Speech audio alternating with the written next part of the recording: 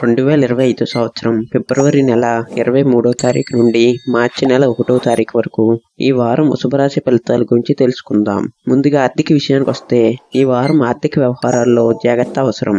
ఖర్చులు పెరిగే అవకాశం ఉంది. అందువలన అనవసర ఖర్చులను తగ్గించడం మంచిది. పెట్టుబడులు లేదా పెద్ద ఖర్చులు చేయడానికి ఇది అనుకూలమైన సమయం కాదు.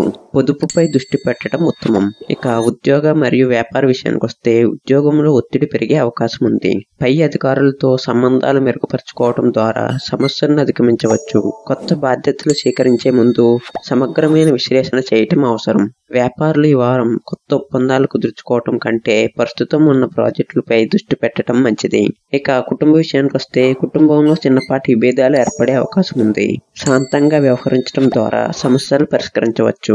స్నేహితులు మరియు బంధువులతో సంబంధాలను మెరుగుపరుచుకోవటం కోసం సమయాన్ని కేటాయించడం మంచిది.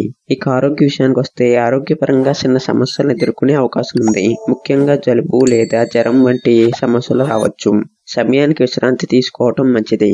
ధ్యానం మరియు యోగా ద్వారా మానసిక శాంతిని పొందండి. ప్రతిరోజు ఉదయాన్నే సూర్య నమస్కారాలు చేయటం శ్రేయస్కరం. శుక్రవారం లక్ష్మీదేవిని పూజించటం ద్వారా ఆర్థిక సమస్యలను తగ్గించుకోవచ్చు. దయచేసి మన ఎస్యు ఆస్ట్రో ఛానల్ను సబ్స్క్రైబ్ చేసుకోండి. ధన్యవాదములు.